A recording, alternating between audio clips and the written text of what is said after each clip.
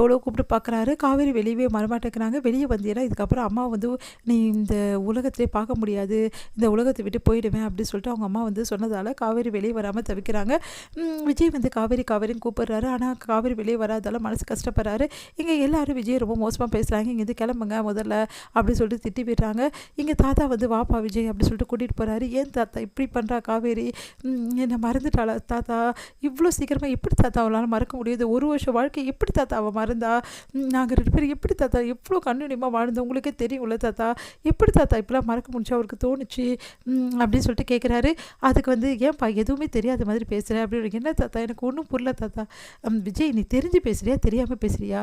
காவேரியை நீ இங்கே இருந்த வரைக்கும் வந்து அந்த வார்த்தையாலேயே வந்து ஒரு வழி பண்ணிட்டப்பா. அக்ரிமெண்ட் சொல்லியே அவளை கஷ்டப்படுத்தினேன். இப்போ வரைக்கும் அக்ரிமெண்ட் தானே சொல்லிட்டு இருந்தேன். கடைசி நிமிஷம் கூட அவள் கேட்டாளேப்பா உங்ககிட்ட, எதுக்குங்க என்னை வீட்டை விட்டு அனுப்புறீங்கன்னு சொல்லிட்டு, ஓ அக்ரிமெண்ட்டை முடிஞ்சிடுச்சு அதனால தான் வீட்டை விட்டு அனுப்புகிற சொன்னியா இல்லையா? அப்போ எந்த மூஞ்சை வச்சு நீ அவளை போய் கூப்பிட்ற? அவனுக்கு எப்படிப்பா வருவா? எதை எதிர்பார்த்து நீ கூப்பிட்ற? அக்ரிமெண்ட் காலம் முடிஞ்சிச்சு சொல்லிட்டு வீட்டை விட்டு அனுப்பிச்சிட்டு இப்போ மறுபடியும் கூப்பிட்டேன்னா அவள் என்ன நினைப்பா விஜய்? உன்னை பற்றி என்ன நினைப்பா அப்படின்னோடனே, தாத்தா அது வந்து சொல்லுப்பா, நீ நடந்த விஷயங்களை எதுவுமே அவகிட்ட சொல்லலை. எல்லாமே வந்து அவளுக்கு வந்து வந்து எதிராக தான் நீ எல்லாமே பண்ண. கேட்டால் சர்ப்ரைஸ் நான் பண்ணேன்னு சொல்லிட்டு நீ முன்னாடியே சொல்லியிருந்தா பரவாயில்ல. சர்ப்ரைஸ் கொடுக்குறன்ற பேரில் நீ என்னெல்லாம் பண்ண அது எல்லாமே அவளை பாதிச்சிருக்காதா? ஒவ்வொரு நாளும் வந்து அவள் அக்ரிமெண்ட் நினச்சி எவ்வளோ கஷ்டப்பட்டிருப்பா. நான் அப்போவே சொன்னேன் உங்ககிட்ட அந்த கான்ட்ராக்ட் பேப்பரை கிழிச்சு போடு விஜய், அதை அவள் கண்ணு முன்னாடி கிழிச்சு போடணும் எத்தனை வாட்டி சொல்லியிருக்கேன். ஆனால் அதை நீ பெரிய விஷயமா எடுத்துக்கல. வெண்ணிலா விஷயத்தை பற்றி அவளுக்கு புரிய வைன்னு சொன்னேன். அதையும் நீ கேட்கல. நான் எது சொன்னாலும் நீ காதலே வாங்கலே விஜய். இப்போ பார்த்தல உன் வாழ்க்கை எங்கே வந்து நிற்கிதுன்னு சொல்லிட்டு அப்படின்னு. தாத்தா என்னை மன்னிச்சிடுங்க தாத்தா, நான் செஞ்சதெல்லாம் தப்பு, எனக்கு புரியுது தாத்தா. ஆனால் காவேரிக்கு நான் புரிய வைப்பேன் தாத்தா, அவளே புரிஞ்சுப்பான்னு நினச்சேன் தாத்தா. அவளை எப்படிப்பா புரிஞ்சுப்பா? நீ எல்லாத்தையும் புரிய வச்சிருக்கணும்ல. சந்தர்ப்ப சூழ்நிலையை ஒரு மனுஷங்களோட மனசை எப்படிலாம் மாற்றும் தெரியுமா?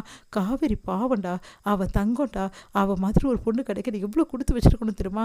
நல்லா சொல்லுங்கள், அவளை மாதிரி ஒரு பொண்ணு எங்காவது கிடைக்குமா? அவளை போய் இந்த மாதிரி இழந்துட்டு வந்து நிற்கிறானே, இவனை என்ன சொல்கிறது அப்படின்னு சொல்லிட்டு பாட்டியும் டென்ஷன் ஆகிறாங்க.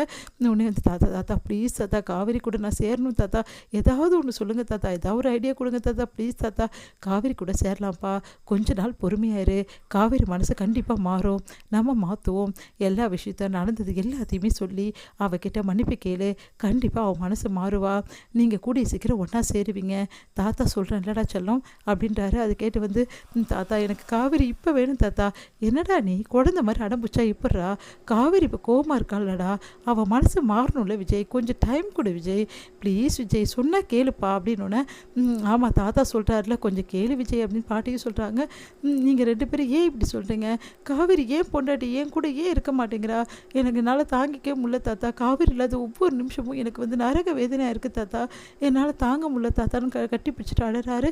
தாத்தா வந்து வருடி கொடுக்குறாரு, கவலைப்படாதடா சீக்கிரமாக சரியாயிடும்னு. இங்கே காவேரியால் தாங்கிக்கவே முடியல. விஜய் வந்து காவேரின்னு கூப்பிட்டோன்னே அவங்களால தாங்கிக்க முடியாமல் பயங்கரமாக அழுதுகிட்டே இருக்காங்க. என்ன இவன் அழுதுகிட்டே இருக்க போகிறாளாமா? ஆயிடுச்சு அவனுக்கு. அதான் ஒரு வருஷத்துல எல்லாம் முடிச்சுட்டான்ல, அப்புறம் எதுக்காக வந்து கூப்பிட்றான்?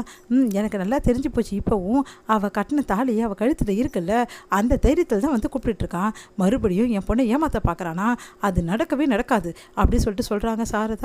நர்மதா வந்து அக்கா அப்படி சொல்லிட்டு வராங்க. நர்மதா பார்த்தோன்னே காவேரி அழறாங்க. அழாதக்கா ப்ளீஸ்க்கா, என்னால் தானே நீ இவ்வளோ கஷ்டப்படுற, என்னை காப்பாற்ற தானே இப்போ நீ மாமா கூட இல்லாமல் இருக்க, நீயும் மாமாவும் ரொம்ப நல்லவங்கக்கா, மாமா கூட ரொம்ப நல்லவருக்கா அப்படின்னோடனே அப்படியே கட்டி பிடிச்சிட்டு அழறாங்க நர்மதாவை.